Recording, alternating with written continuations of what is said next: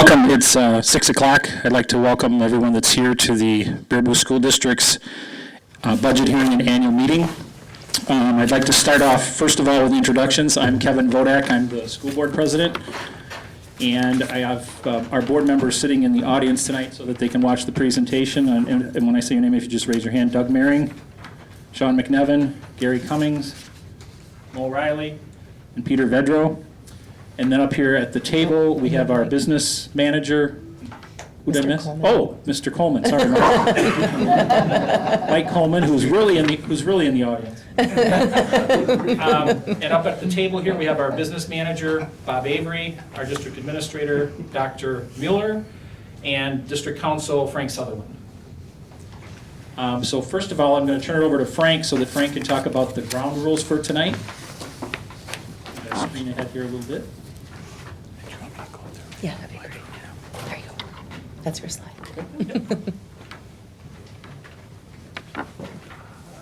So we have just a few rules to cover tonight, and all of which are listed both in the information and up on the screen. And these are all designed just to facilitate a smooth meeting where everybody has their opportunity to speak in order. So we will be following Robert's Rules of Order tonight, and we would ask that all motions that are made, unless they're a form of procedural motion, which we would let you know that, we ask be made, and then we want to have that a record of that in writing with your signature on it, so that we can prepare accurate notes and keep track of who is making the motions and who is seconding the motions. Note that the chairperson of the meeting, once elected, will have the right to limit debate or limit speakers if there's any need to do that. Any kind of limitation in that way will be applied in a uniform and fair manner. The chairperson will also have the option to call for votes in various ways. We can do a voice vote, hands raised. Sometimes we do what's called a division of the House, where we ask people to stand and separate to either side. I'm not sure that we'll have anything quite that contentious tonight, but all those different methods are used to be sure we get an accurate vote and are at the discretion of the chair. Probably one of the most important rules of all is to please try and keep in mind that the way Robert's Rules is structured is that you make a motion, you second the motion, and then you discuss the topic that is related to the motion. The rules would say, or the lawyers would say, something that is germane to the motion. So we want to stay on track and focus on the particular motion that is before the annual meeting for a vote at any given time. I think that takes care of it.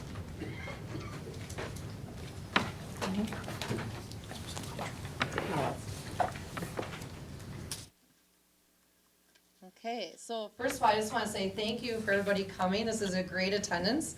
And my job is to give you a little bit of the state of the district at this time. So the school district of Baraboo's mission statement reflects high standards and expectations for student, staff, and the overall Baraboo school community.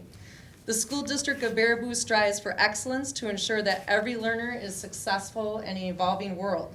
Our mission statement and commitment is built upon 4 core beliefs: an investment in our community and society by providing necessary resources to accomplish goals, engagement in decision-making that incorporates the voice of all stakeholders, learning that is personalized and responsive to meet the individual and varied needs of our students, and an environment that is safe and nurturing. Over a year ago, a group of stakeholders came together, as stakeholders that was comprised of the school board, administrative team, teachers, support staff, students, parents, and community members, and they collectively created our 2015 through 2018 district strategic plan. The district strategic plan identifies priorities for decision-making and continuous improvement to best prepare our students to be college and career ready and to be productive citizens of the Baraboo community. The 4 strategic directions are personalized learning, community partnerships, maximizing the potential of all learners and educators, and a modernized community campus. The 2016-17 proposed budget provides resources that align to these priorities to positively impact the future of our students and community. With personalized learning, during the 2015-16 school year, we better defined personalization of learning as a teacher's proactive response to the needs through a technology-rich environment, quality curriculum, assessment that informs teaching and learning, instruction that responds to student variance and commands their engagement, and real-time feedback that guides their student development. We piloted personalized learning strategies at all grade level spans. We rolled out personalized devices or Chromebooks to all of our Jack Young Middle School students, and we initiated full-time online learning options at Baraboo High School. With the proposed budget, we plan to implement the one-to-one strategy of placing a Chromebook in every hand of a Baraboo High School student this fall. We want to plan academic and career plans for our 6th through 12th grade students and provide ongoing professional development to support our teachers in adjusting their instructional practices. Community partnerships. Last school year, we continued to nurture and create business education partnerships, increase our presence and communication in social media to better tell our story, and collaborate with local safety officials and mental health providers. This year's budget will support the research and implementation of a coordinated volunteer program, the facilitation of district-wide parent educational meetings, and the development of a career fair in collaboration with our local businesses and educational institutions. Maximizing potential of learners and educators. The 2015-16 school year brought much progress with 18 teachers in our school district receiving a gifted and talented certification, only district in the state of Wisconsin. Our elementary schools were partnering with Purdue University to conduct research on clustering strategies. We established culturally responsive practices, and we surveyed our full staff on engagement. Tonight's budget will allow us to incorporate the state's career cruising tool into our 6th through 12th grade teaching and learning to help students map out academic and career plans. The budget will also provide personalized professional development to guarantee that we have the best educators in every one of our classrooms, and the dollars are aligned with priorities for student growth and achievement. And modernized community campus. A year ago, we started the school year with 7 ribbon cuttings. Many of you were there for that. And we were there to celebrate a phase 1 referendum coming to completion with safe and secure entrances, finished maintenance projects, a new STEM classroom, science, technology, engineering, and math at the middle school, and a beautiful East Elementary Library addition. Since that time, we have continued with master facility planning, referendum discussion, and surveyed the community on their support for Baraboo High School facility needs. With your support tonight, we will charge on with additional facility planning and engagement with the community for a phase 2 referendum. To pass the 2016-17 budget is to renew the commitment to our district investments. We will continue to invest in student performance with dollars allocated to curricular materials, assessments that help us respond to student learning, and building a robust technology infrastructure. Teacher engagement is supported with investments in instructional coaching, teacher collaboration time, and professional growth opportunities.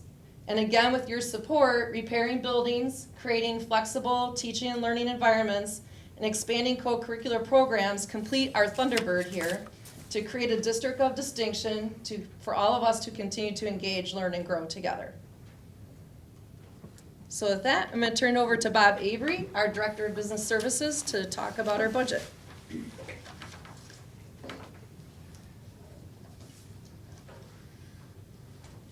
Thank you, Lori. And thank you, everyone, for being here tonight. Good evening. My name is Bob Avery. I am the new Director of Business Services for the School District of Baraboo, having joined T-Bird Nation in March of this year. Happy to be here and very excited about the future for Baraboo. The focus on the budget hearing is to present what the annual budget looks like to the community, so then you can make an informed decision at the annual meeting, which will be immediately hereafter, on whether or not to support the tax levy that's being proposed at this time. So with that, with the budget, I'm going to hit on 4 key areas in the budget. 1, enrollment. 2 is multiple budgets. 3rd is the tax levy, and we'll close by talking about what are the next steps in the budget process in accordance with state law. I do want to first acknowledge that the work that's being presented tonight comes to you with the full support of the board's finance committee as well as the full school board. And I think it would be appropriate to thank them for their time and energy that they put in to present this information to you. So you see the names of our finance committee members on the screen. So thank you all for your work in leading the district. I want to start with a brief overview because I talked about multiple budgets. And the reason we have multiple budgets is that we organize economic activity in the school district by funds based on what we are doing. And each one of these funds is basically a self-balancing set of books. So we'll talk about the general fund, which is where most of our financial activity occurs. It's actually just over 80% of all dollars that go in and out of the district occur in the general fund. That activity occurs in the general fund. And then we have a bunch of other funds that are specific for specific purposes. All of the funds, they're self-balancing. So assets minus whatever liabilities are in that fund equals whatever fund balance is for that fund. Only Fund 27, our special education fund, does not have a fund balance. It's a zero-sum fund where assets equal liabilities and revenues equal expenditures. There are 7 of these funds that we're going to focus on tonight, as you saw in a previous slide, identifying each one of them. Before we get into the general fund, though, I want to talk more globally, at least Wisconsin-wide, about the state revenue limit formula, or revenue cap as it's commonly called. It's a major issue that's facing school districts across the state. It's been in place for 23 years now, and the formula is based on district enrollments. And I don't mean major as in positive or negative. I mean it has a major significant influence on the operational budget of the district. And you'll see that in just a minute. One too far. So for districts with declining enrollment, oh, it's on the bottom. Sorry, I had early draft had it as a separate slide. So for districts with declining enrollments, since the revenue limit formula is built on enrollments, there are 2 mechanisms built into that, which basically act as a parachute or to ease the impact of declining enrollments, which means less money available for schools. Those 2 are declining enrollment exemption and the hold harmless provision. I'm not going to get into the details of how those work and what it all means, but it just means that for districts that have less kids this year than they had last year, the economic impact isn't quite as harsh.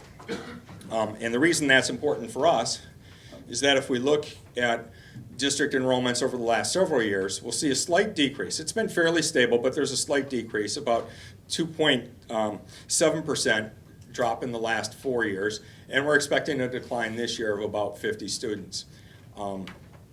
So having that parachute, if you will, within the formula is important to our considerations. Turning to the budgets, if you want to flip to page 11 of the annual meeting book, you can actually see what the budget that was published in the BNR and was approved by the board for presentation tonight.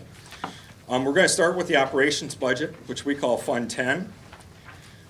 In this slide, really the impact here is to identify what the impact is of revenue limit formula on the school district of Baraboo.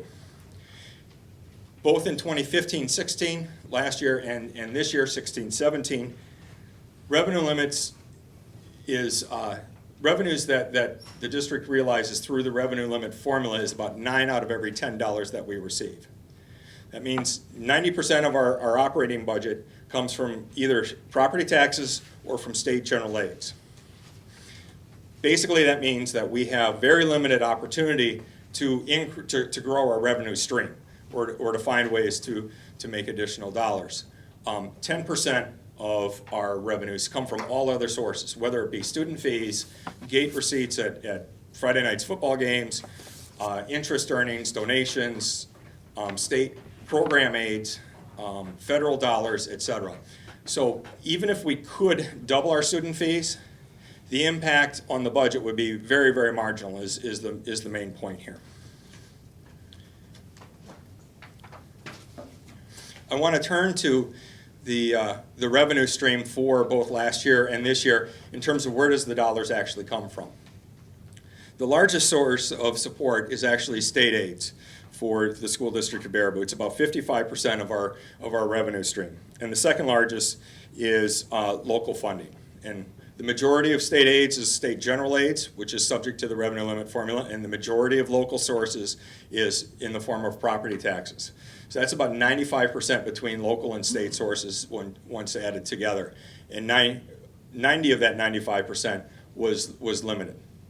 That means that all other sources from federal and other outside sources is approximately 5%. If you look at the charts, you can compare 16-17 with 15-16. We're looking at a slight growth in revenues of about 400,000, actually 350,000. But their percentage breakout between the different types of revenue sources is fairly consistent year to year.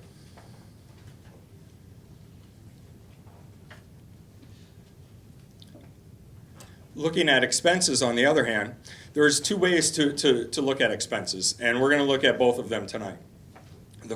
One way is to say, well, who's spending the dollars? How are the dollars being used? And the other way is to look at what's actually being purchased with those dollars. If you want to think of it as like a rectangular cake, you can slice it vertically or you can slice it horizontally, and we're going to take a look at it both ways to see how those slices compare. We'll start by where do we spend the dollars? About 65% of our general fund dollars are spent on instructional services. 50% is on regular education services, which you see in blue. About 12% is on special education services, shown in green. And the yellow portion is 3 to 4%, and that is for instructional services that we purchase from other entities. Most of that comes from open enrollment tuitions that Baraboo Schools pays to other school districts for students who open enroll out of the district and attend elsewhere. We pay their tuition for them to go to school elsewhere. And students who are open enrolled here into Baraboo, those districts pay tuition to us. So 65% goes for instruction, which means that 35% goes for all of the support services necessary to operate the buildings and keep things running. Whether that's utilities, our transportation contract, informational technology, library services, all of those other support services are within the 35%. And if you want to compare 16-17 data to 15-16, you can see that it's the percentages, again, are fairly consistent year to year, with the total rising for 16-17 over 15-16. Now, if we look at expenses in terms of what are we actually buying, you can see that by far the vast majority of our costs are personnel costs related. Salaries and benefits, shown in green. 68%, almost 69% is going for regular ed staff. And then another 10% is for special education staff, which puts us right at about 79%, or almost 80%. Almost 4 out of every $5 that we spend goes out in terms of paying for personnel to work at the district. And that really should not be surprising. Education is, after all, a service industry. We don't produce widgets. We don't have raw materials that we're purchasing that we have to turn around and sell. We're selling a service, and the service is instruction, which is based on people. The next largest part of this pie is kind of a catch-all phrase called purchase services. And purchase services, again, this will include open enrollment tuition to other school districts, our transportation contract, and utilities. And of those are the next three largest line items in our budget after personnel costs. So between salaries, benefits, and those three, that is the lion's share of the district budget. Supplies and equipment is shown in red. Supplies and equipment includes just every library book in this room, every pen that we purchase, every Chromebook that we're going to be purchasing this year for high school students, every desk, every maintenance vehicle, only constitutes 1 out of $20 spent. And then there's just a little bit for all other expenses like property insurance and things like that. So by far the lion's share goes into personnel, and then secondarily purchase services for our schools. Which leads us to fund balance. Fund balance is basically last year's fund balance, what we had left over in terms of assets and liabilities, plus this year's revenues minus this year's expenses will give us our end of year fund balance. Now, fund balance is not cash. I want to be clear about that. This does not mean we have $3.6 million sitting in the bank right now. Assets come in a variety of forms, and fund balance is a snapshot picture on June 30th, and that includes things like the county tax settlement that we receive in August, but it also includes liabilities for summer payrolls for school year staff that we have to pay over the course of June and July, but we need to book those costs to the previous year. So it's not simply just cash. You see a big decline in 2013 and 2014 in our fund balance position. I want to remind you all that we had significant facility issues at JYMS regarding the walls, and a significant portion of that was unbudgeted and ended up using fund balance to help restore the physical integrity of that building. We also had issues with additional special education costs that were not budgeted, that we have to provide the services for, but we didn't have it in the budget when we started the year those years. So we ended up losing about $2 million, or not losing, but using $2 million in those 2 years of our fund balance, which took us dramatically down from over $5 million to just under $3 million, from a fund balance position of over 16% to under 10%. And in the last 2 years, we've seen some surpluses that have started to build that fund balance up. Now, when we talk about percentage, what does that really mean?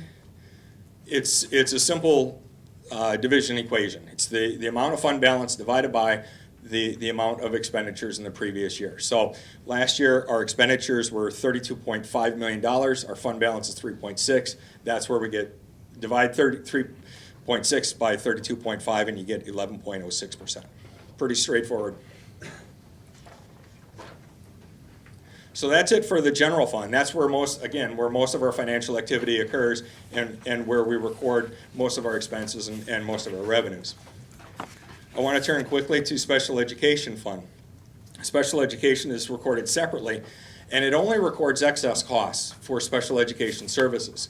So the cost to hire a special education teacher is recorded in Fund 27, but if you have a class of 20 students and 2 of them are students with special needs, you don't prorate the cost of the regular ed teacher because you're going to have that cost anyway. So there's no excess cost. So all of that is general fund cost. So hopefully that kind of helps with the understanding of what this is for. So it's excess cost provided for students with special needs. Total, we are looking at about $6 million, or just under $6 million in special education costs. And in terms of the funding side, over 60% of that comes from the district. That's the local share, and it's paid for out of a transfer from the general fund to pay those special education costs. So remember on the previous slide that gray triangle, that 11.5% is now 60% of that circle. The rest of the funding for special education either comes from state special education aid or from federal grants for the Individual with Disabilities Act. So there's 3 primary sources for special education. And if you look at where we spend our dollars, again, not surprisingly, almost all of it is in personnel. Almost 3/4 of it is in personnel costs, with another 20% coming in the form of purchase services. It's a little bit higher percentage because you don't have the overhead costs in special education, because those are being covered in the general fund budget. And if you compare 15-16 here, revenues on the left, expenses on the right with 16, 17. The size of the proportions on these graphs hardly change at all. So we're seeing consistency from year to year in where the dollars are coming from and how they're being spent. I want to talk about debt service next. There are two debt service funds.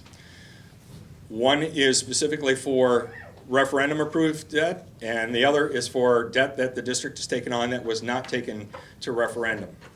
We're going to start with the non-referendum debt service. And this gets to be important to know because payments for non-referendum debt service comes underneath the revenue cap. So any dollars that we need to pay non-referendum debt are dollars that are not available for the operating budget, Fund 10. We currently have one issue of non-referendum debt service. It's a general obligation note that was issued in 2013, $2.5 million, of which about $1.8 million is the outstanding principal. Our levy to make a payment on that note this year is $286,000. If at the annual meeting after this, you support purchasing the property on Lynn Street and support taking out a loan for that property, the loan payments will be in Fund 38, which means that those dollars then have to come from within existing revenue limits. We're not adding to the tax levy to pay for that. That just means that those dollars are not going to be available for general fund dollars. So I hope that makes sense.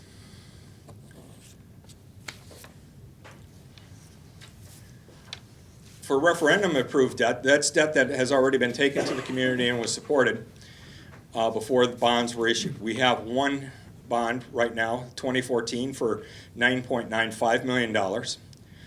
We are going to be levying just over $1 million for payments towards that bond in this fiscal year.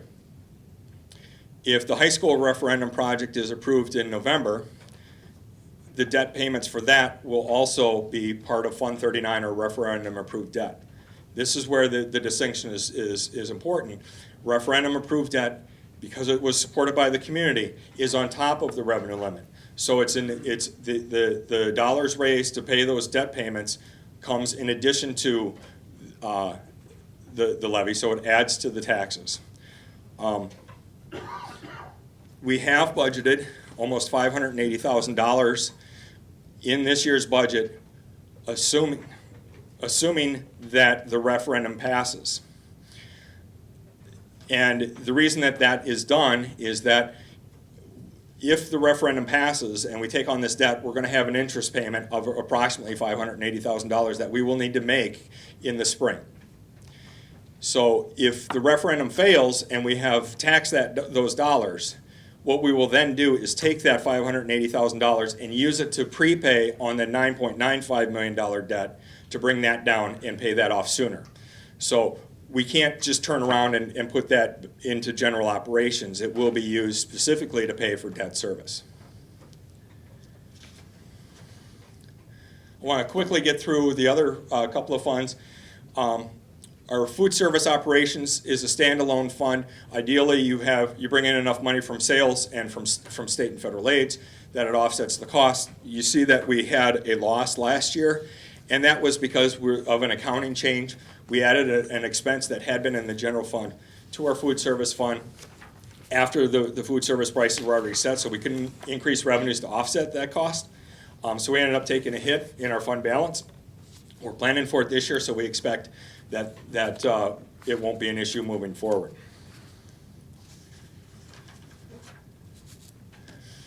We have an OPEB trust fund. The trust fund is one that is set up so that we can administer the cost of our obligations to retirees. They are guaranteed these benefits because they were retired under existing contracts.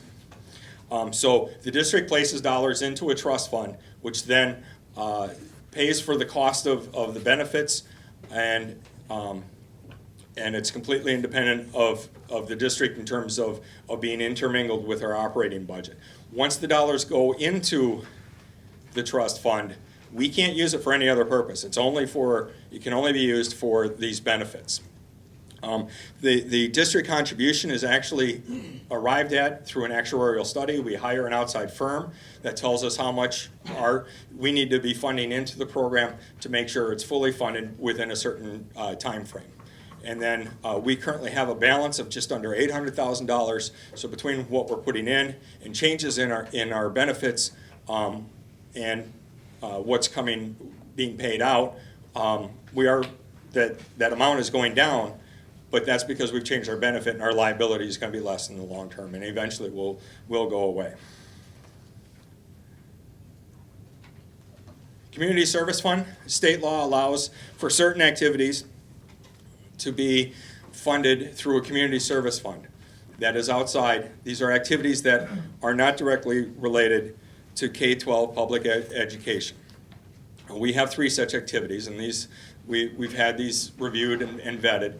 One is our Kid Stop program, which is a before and after school daycare, as well as summer care.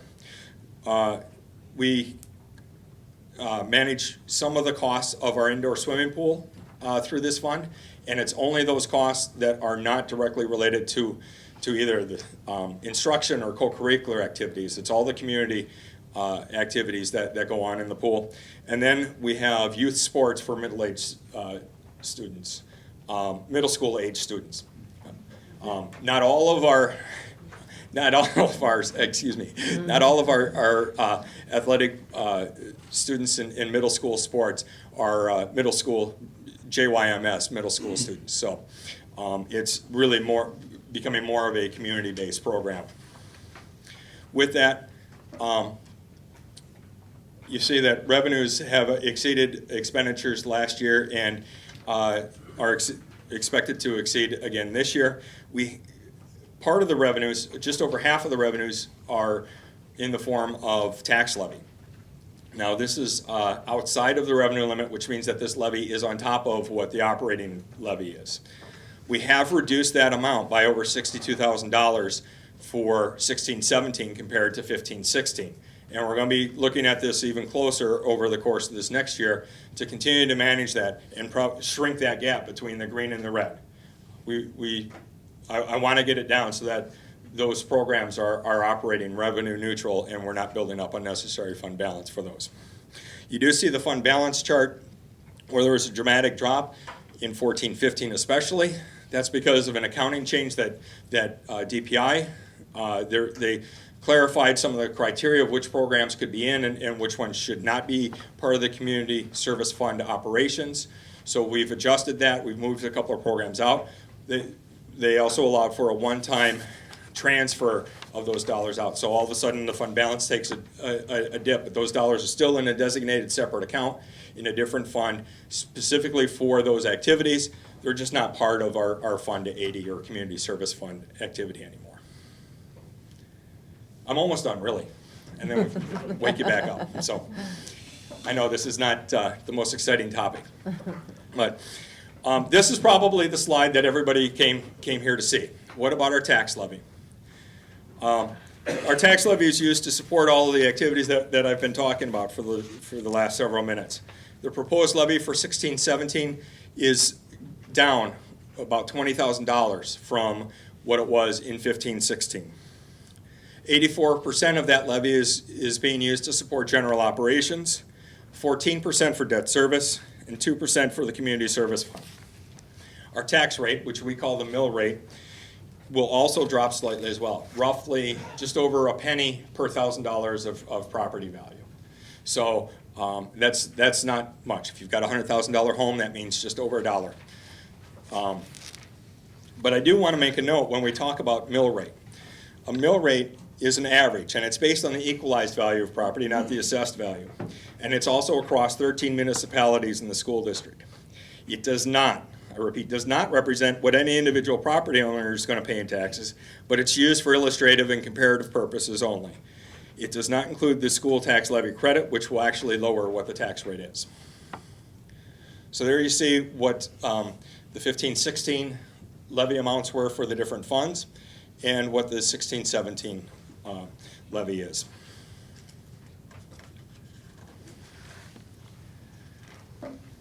As you can see, the district's tax levy, as well as its mill rate, have been pretty stable over the last several years. There hasn't been a lot of fluctuation across either of them. And compared to other districts in the area, Baraboo has the lowest tax rate and is $1.36 per $1,000 of value below state average. So that means if you've got a $100,000 home, we are $136 below what the state average would be for taxes for that home. We believe that the school district of Baraboo provides a high value as well as a high quality educational program for district students.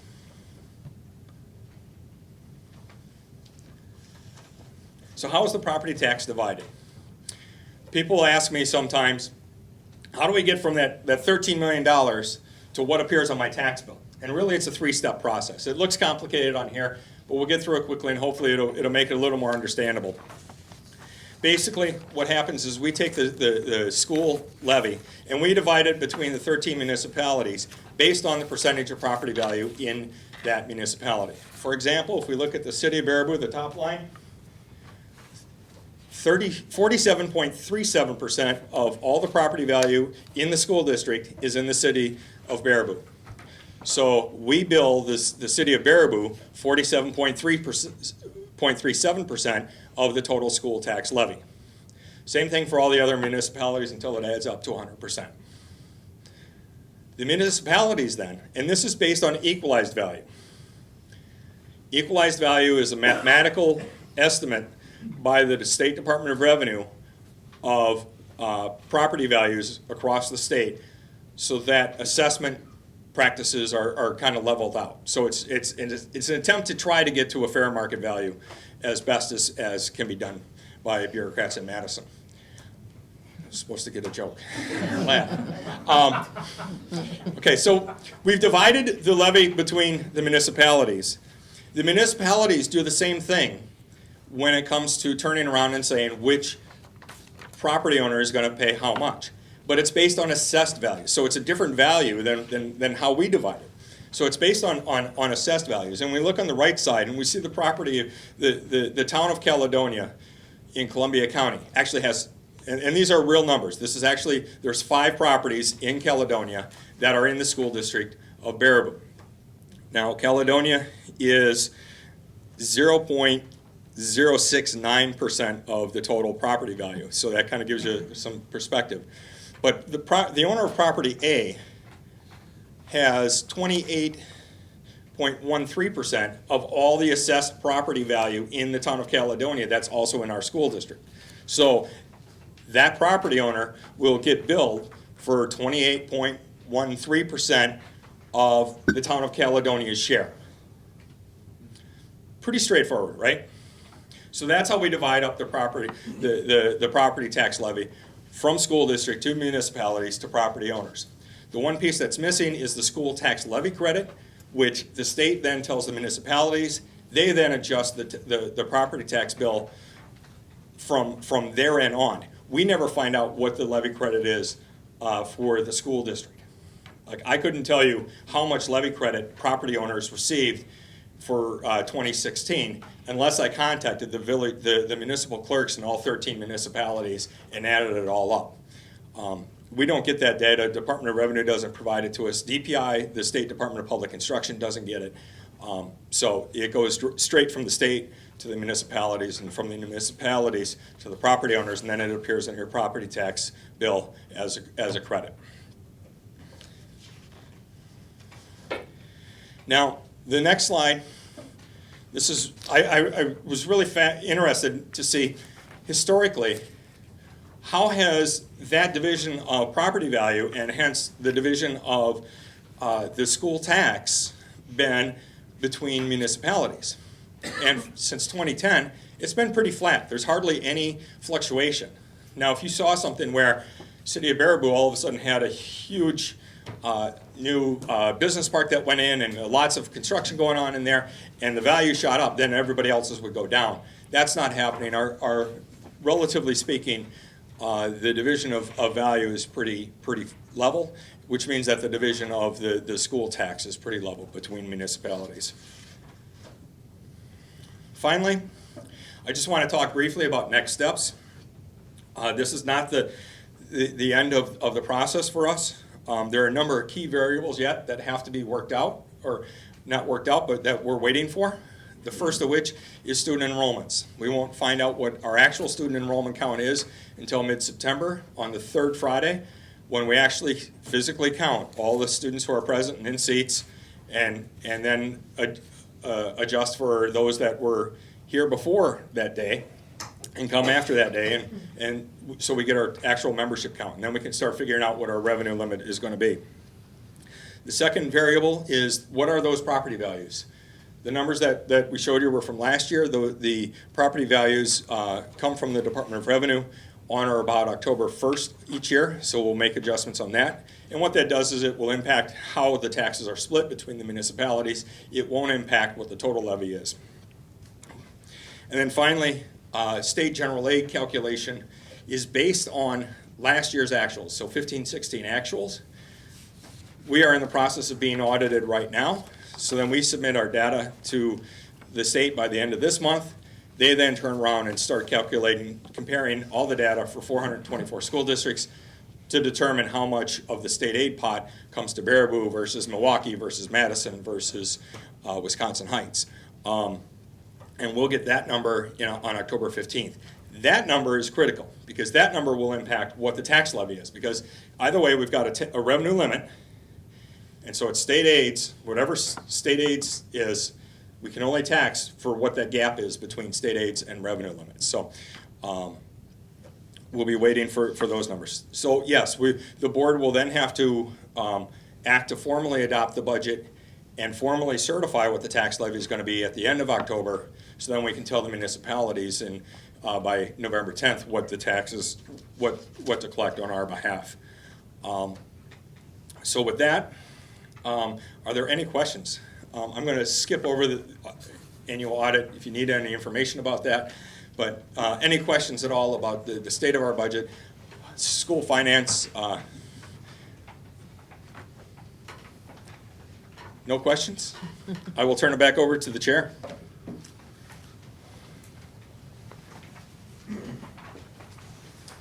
Thank you, Bob, and thank you, Dr. Miller, before that. If there is no discussion, I would entertain a motion to adjourn the budget hearing. Move to adjourn. Is there a second to the motion to adjourn? Second. Having a motion and a second, those in favor signify by saying aye. Aye. Those opposed? Motion carried. Budget hearing is now adjourned. As long as we're moving along at a pretty good pace, probably be best if we just move into the annual meeting. I don't know, Mr. Sutherland, if we've had some people that have shown up since the start of the meeting tonight, if we need to go through the procedures again? You know, I think we just asked that they reference the, to get the page number.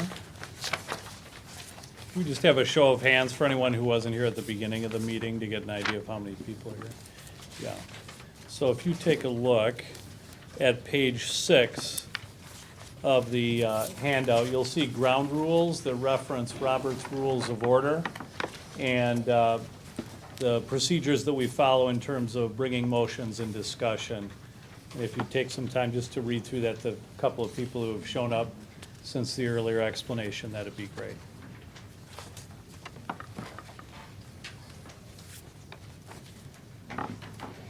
Also, just making sure that all of those that are district residents, those are eligible voters for the annual meeting. If you have signed in at one of the 3 stations I think we had at the entrance.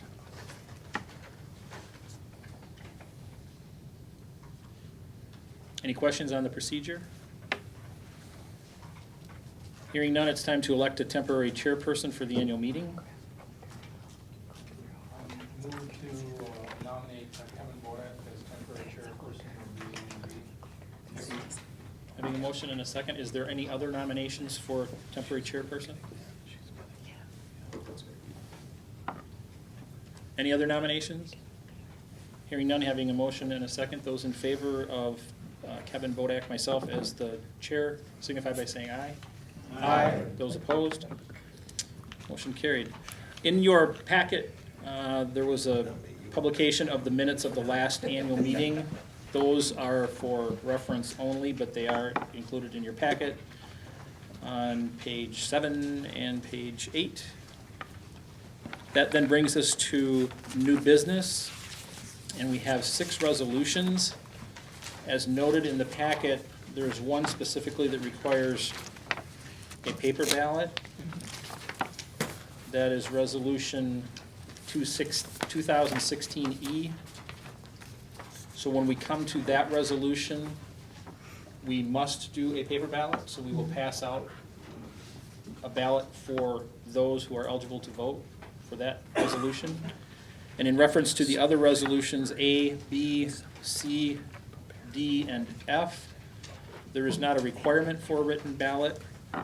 So unless there's some contention in the voice vote or hand vote or a call for a paper ballot, we will not do that for those resolutions. So the first resolution that's up for vote is Resolution 2016A, salaries of school board members.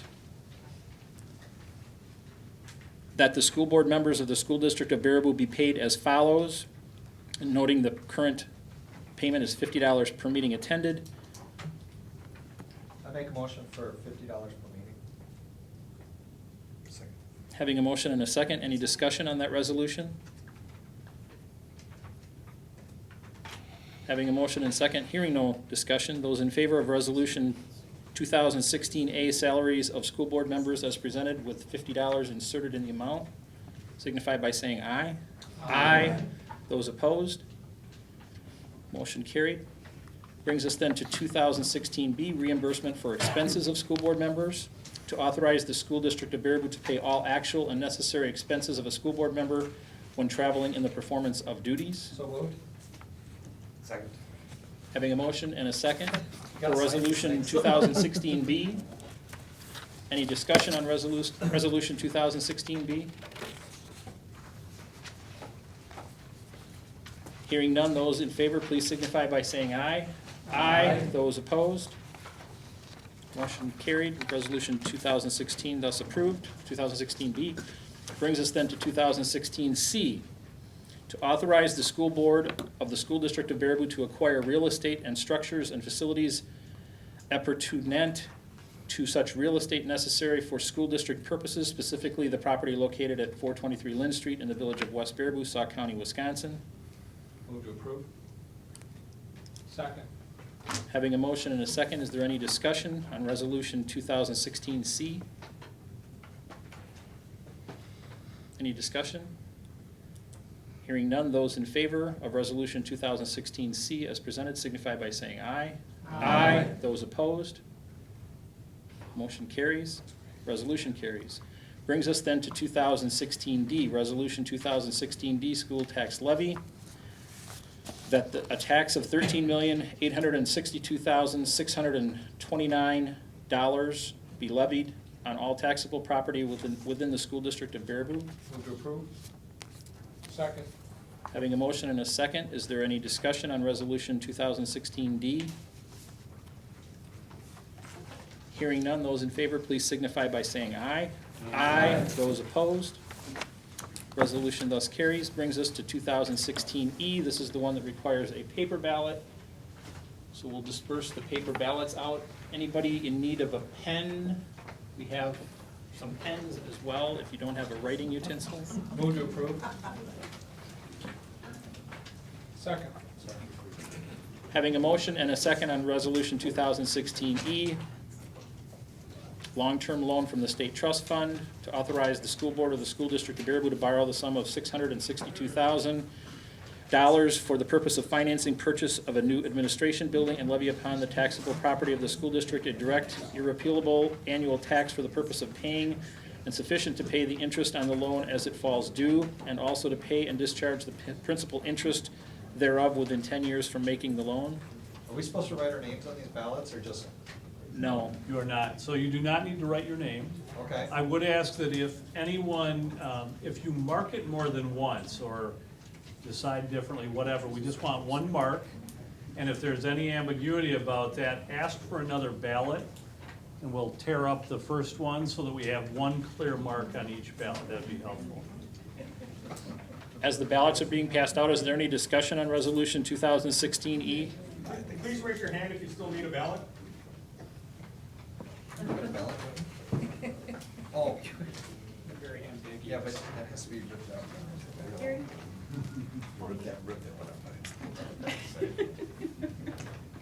Anyone else? Oh, so you have one?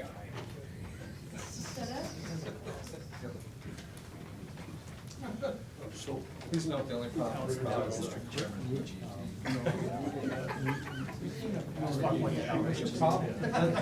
Just an observation.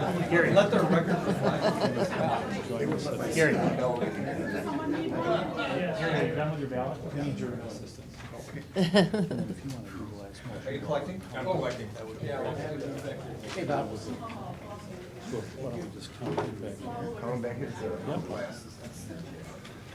Just grab it.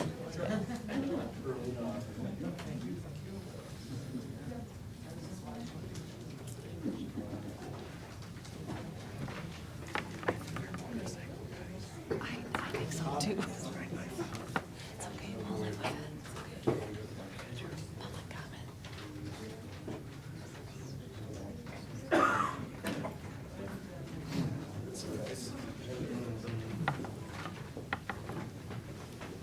Anybody still have a ballot to turn in?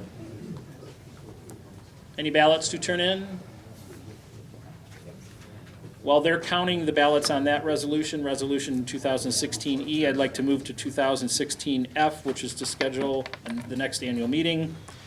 To authorize the school board of the school district of Baraboo to schedule the date, time, and place of the 2017 annual meeting. So, I'll second that. Motion and a second. Any discussion in reference to 2016F? Hearing none. Those in favor of 2016F as presented signify by saying aye. Aye. Those opposed?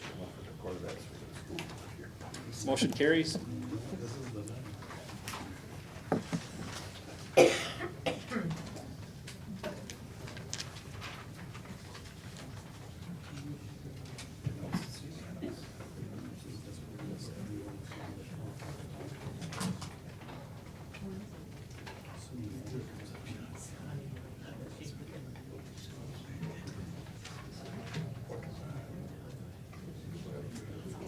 Who taped theirs shut?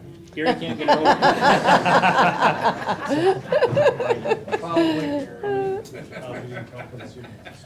All right, just for announcing, the vote was unanimous in authorizing the resolution as presented. So, thank you. That concludes the resolution portion of the agenda. That now leaves it open to business from the floor. I was not made aware of any resolutions that were presented from the floor. Is there any business from the floor?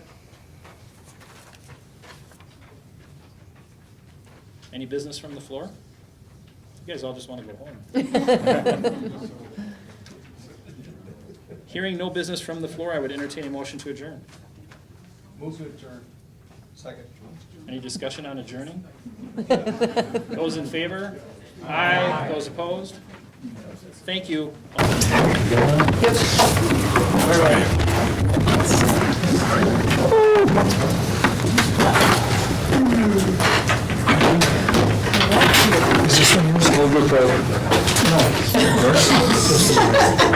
Try to get into a rhythm here. Well, it might be part of this. There's no. Let's do this.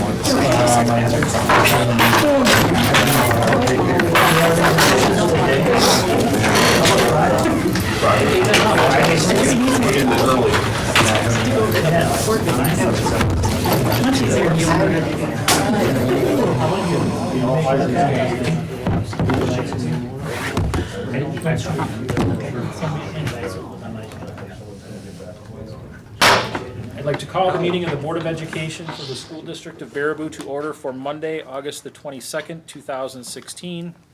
With a roll call, Mr. Cummings. Here. Mr. Coleman. Here. Mr. McNevin. Here. Mr. Meering. Here. Ms. Riley. Here. Mr. Bedrow. Here. And Vodak here. Continue with the pledge. The flag is to the right of the screen. I pledge allegiance to the flag of the United States of America and to the republic for which it stands, one nation, under God, indivisible, with liberty and justice for all. I would entertain a motion for the approval of the minutes of the board meeting of August the 8th, 2016 as printed. Move to approve. Second. Motion by Neering, seconded by Riley. Any discussion in regards to the minutes? Hearing none, those in favor, please signify by saying aye. Aye. Those opposed, motion carried, minutes thus approved. Correspondence, I have none. Was not made aware of any other board member correspondence. Administrative correspondence? I just want to share that, once again, Mr. Bedro is hitting the speaking market. And it looks like he'll be presenting at the fall conference for the Wisconsin Rural School Association, and that's on November 9th, so congratulations, Mr. Bedro. Thank you for representing us. Also, on your tables, we included some information. There's a new law from it's part of the Wisconsin State Patrol, but it's called Chapter Trans 300 that has an impact on our school buses, so just wanted to make sure you had that information. And Cobeson is on top of that for our district. And then lastly, we did have teacher orientation, new teacher orientation last week, and we did a tour on Cobeson buses around the district, and we stopped out at the Golden Needle unannounced, and I just want to share that the Golden Needle provided all of our teachers with new t-shirts. And so I just want to publicly thank them for that generosity, and I know many of our new teachers got back to their cars and went back out to the Golden Needle to buy some things, so. That it? Brings us then to the portion of the agenda entitled Public Viewpoints. Is there anyone here for public viewpoints tonight? Yes. I'm not sure if both mics are, I'm actually loud enough. you don't need, yeah, if you're loud, you don't need the mics. Need to know who you are. I'd like to introduce myself and this gentleman over here. I'm Pepper. This is Hey, thank you. This is Riff Rat. We are with Bikers Against Child Abuse, and we just kind of want to let everyone know that we're in the area. We're actually worldwide. Organization has been around for 20 plus years. We empower children to no longer be afraid in the world in which they live. So we work with abused children of all kinds. We are educated for a full year before we even have any interaction with the child, and continued education. We want to be a free resource for you guys. So, I'm listening to the whole budget meeting, it's like free works. And we are here specifically for the children. We don't care about the perpetrator, the person that injured them. That's not our cause. We are there with our physical presence for that child. So we will be there giving them another road name, because we don't care, we don't care what happened to them. There's only one person in our chapter that actually knows anything about them, so confidentiality stays with one person alone. The child is actually given what we call primaries, 2 points of contact, so that child has a person to reach out to at any moment in time. So if they're afraid, had a good day at school, whatever it may be, they have 2 people that they can call, and if those 2 people need to arrive at that house, always 2 people will arrive. How many Riff-Raff? It's never a couple. Yep. It'll never be a husband and wife. It'll always be, 2 different families basically that would show up for it. The thing is we're on, as Pepper said, we're on call 24/7. If the child ends up scared for any reason, we check to see if it's, go out there to help, to be there for them. If they're scared actually going to school, we'll escort them to school. We escort them to court if they have to go to court and testify and sit with them in court. And, We'll take them to, we'll bring them to school, if that's what it takes. If it's just going, okay, we'll pick them up at home, and they're not riding on a bike. I mean, we'll escort the bus to school, watch them go into school, and that's it. Bullying, we're actually one of the few chapters in the area that have spent a lot of time with bullying and understand how that works, and just from the side of, this is not a violent thing that, we're not teaching violence to that child, we're teaching them how to use their words.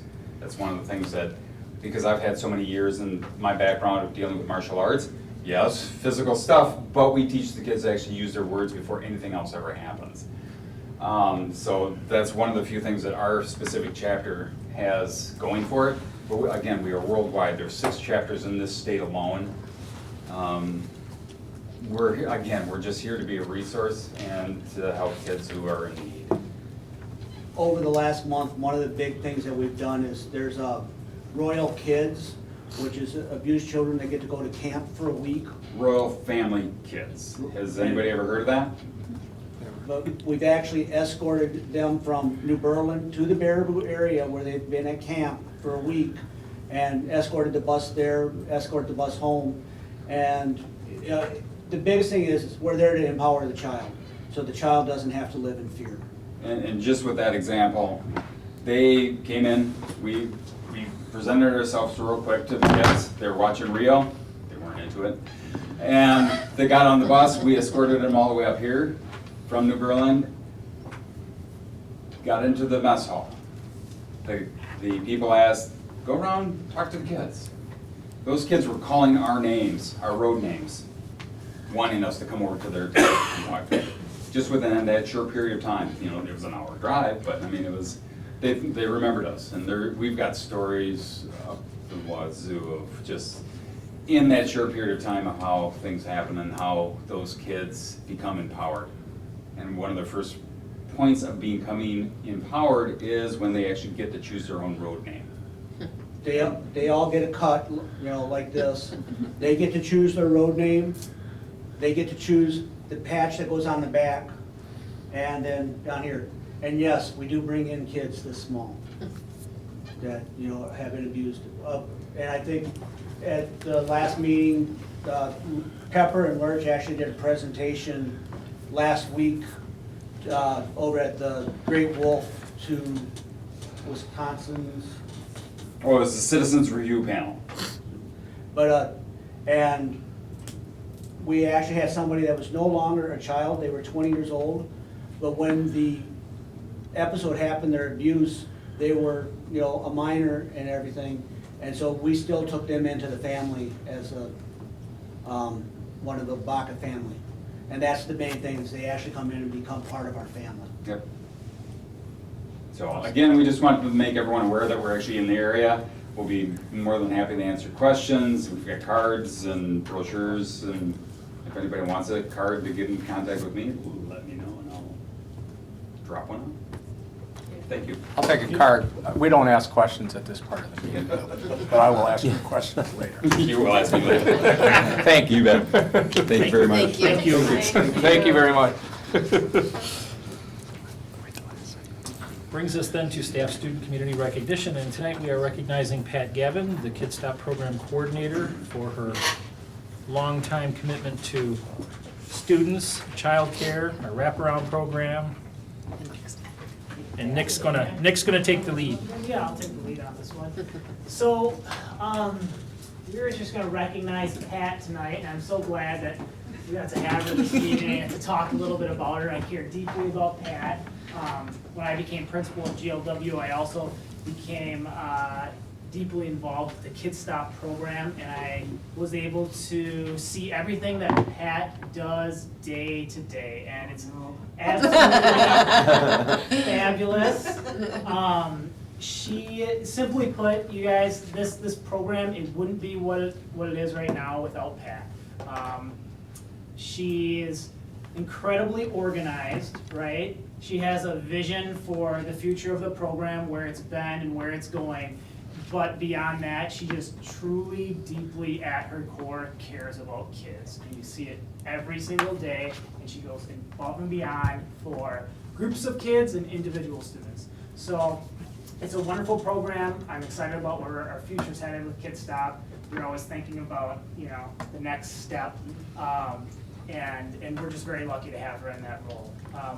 And when I talk about going above and beyond, if you think about Kid Stop, it's not only during the summer, right? It's during the school year, and it's happening in the morning, and it's happening at night. And if we have that morning Kid Stop person call in and they're sick, and it starts at 6 in the morning, who's the person that's there? It's Pat.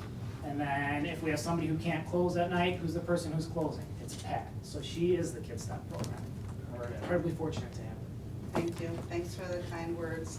Kid Stop isn't successful because of me. Kid Stop is successful because of the people that I have surround me that work Kid Stop. The team, for example, that I had this summer, they were amazing.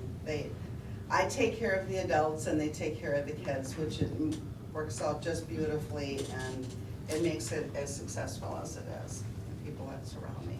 Thank you for the kind words. Pat, you provide a lot of stability with your actions and words with all that staff to take care of those families and kids, and there's not enough to say to reward you for your devotion.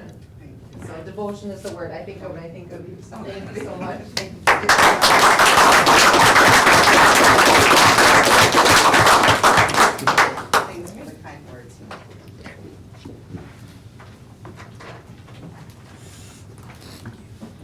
Brings us then to personnel. First up, under A, approval of new hires, which we have 2, Jesse Wells at the Jack Young Middle School as a .28 FTE math teacher, and Stephanie Whitney as North Freedom kindergarten teacher. Move to approve. Second. Who is the motion? Mr. McNevin? Motion by McNevin, seconded by Mr. Coleman. Any discussion? Hearing none, those in favor, please signify by saying aye. Aye. Those opposed? Motion carries. Brings us then to the approval of the long-term substitute for Move to Al approve. Bierman. Second. Motion by McNevin, seconded by Riley. Any discussion on the long-term sub? Hearing none, those in favor, please signify by saying aye. Aye. Those opposed? Motion carried. Brings us then to C, the approval of the 2016-17 educational assistance as presented in your board packet. Move to approve. Second. Motion by Bedrow, seconded by McNevin. Any discussion on the educational assistance list? Hearing none, those in favor, please signify by saying aye. Aye. Those opposed? I will abstain. Note Mr. Cummings' abstention. Brings us then to D, the approval of English language learner coaches. Also background provided in your board packet. Move to approve. Second. Who was the motion? I was. I can't look up Just- fast enough to catch your, Well, I know it's talk not your faster. fault. Motion by McNevin, seconded by Talk Riley. slower. Any discussion? Yeah, just a question, Danny, how many English language learners do you have currently? Actually, that falls under next. What? It falls on Nick. Nick, yeah. So, My I'm first trying to- question I'm to trying to you. recall what the numbers would be, and I can't identify exactly how many it would be. The percent, I think, falls right around 3%. Right, we're at 3% of our student population that are English language learners. So roughly 90? I was gonna say about that, but I can, if you give me a few minutes in the meeting, I can Okay, report out. and I'll that look it up number for is, you. seems to be going up a little bit at this point? Not only are they steadily going up, and it's a slow, I don't wanna give the perception that we, our numbers of students are increasing significantly, but what we are seeing is that the students that are coming to us who are English language learners at our limited English proficiency, that's the federal definition of, there's 6 different levels of language acquisition. And so level 1 is really a non-native speaker. And those individual students require a lot more service. And so we're starting to see more of our percentage of English language learners have a lower limited English proficiency level, which requires a lot more need and service. That's a federal grant to support. Correct. So the funding for these English language learner coaches would be funds coming from our Title III federal funds. Right. And so, I mean, it's not like we're pulling this out of something else. It's Correct. this- Do we Correct. have a number that we're gonna be hiring? We would like to hire 3 or offer 3 stipends to Okay. teachers. Okay. And I will continue to look for that number now. When you look up the number of students as a reference, not that it matters for the resolution, but can you also look up the number of languages spoken, Yes. Yep. please? Yep. I'll report out in a little bit. Any further discussion? No. Having a motion and a second, those in favor of the approval of the English language learner coaches is motion, signify by saying aye. Aye. Those opposed? Motion carried. Brings us then to E, the approval of the 2016-17 co-curricular athletic and academic assignments, also included in your board packet. Move to approve. Second. Got that one. Wow. Motion. You got that one. Seconded by Bedrow. Nailed that one. Any discussion? Is there a typo on the cross-country. No, I'm sorry. Never mind. I Any saw. further discussion? That's my own question. Hearing none, those in favor signify by saying aye. Aye. Those opposed? Motion carried. Brings us then to new business. For A, the approval of the receipts and disbursements, I will turn to Chair Mr. McNevin. Move to approve. Second. Motion by McNevin, seconded by Cummings, to approve the receipts and disbursements as presented. Any discussion? Hearing none, those in favor signify by saying aye. Aye. Those opposed? Motion carried, receipts and disbursements approved. Brings us then to B, the approval of the purchase of the property at 423 Lynn Street, West Baraboo, as authorized tonight by the electors at the annual meeting. Motion to approve. I'll second that. Motion by Cummings, seconded by Meering. Any discussion? Just to note that that vote was unanimous. Yes. Any further discussion? Hearing none, those in favor signify by saying aye. Aye. Those opposed? Motion carried. Brings us then to C, the approval of the resolution authorizing the state trust fund loan for the purchase of the property at 423 Lynn Street. Move to approve. Second. Motion by McNevin, seconded by Riley. Any discussion in regards to the resolution? Yeah, the resolution allows us to borrow the dollars from the state trust fund, but Bob, that state trust fund is very flexible in the way that those dollars gets paid back and also drawn down, correct? Correct. There's no prepayment penalty. Okay, because we might do it as a mix of, when we kick it around at finance and bring it to the board, it might be a mix of different payment methods, but this gives us. We have now reconvened in open session, and pursuant to Wisconsin 19.85 sub 2, take action on items that were discussed in closed session. The first actionable item is the salary replacement for adjusted secretary clerical organization positions, those positions belonging to Bernie Borkenhagen and Renee Teasdale. And I would entertain a motion for the approval of the adjusted placement into A of those two SCO members. So moved. Second. Having a motion by Mr. Vedro, seconded by Mr. McNevin. Any further discussion? You won. Those in favor signify by saying aye. Aye. Those opposed? I think I said it. Motion carried. Also, the approval of the suggested wage increases for the non-certified, non-represented staff, which amounts to 1.75%. So moved. Second. Having a motion by Vedro, seconded by Riley. Any discussion? Hearing none, those in favor signify by saying aye. Aye. Those opposed would thus entertain a motion to adjourn. To adjourn. Second. Having a motion by Coleman, seconded by Meering. Those in favor of adjournment signify by saying aye. Aye. Those opposed, motion carried.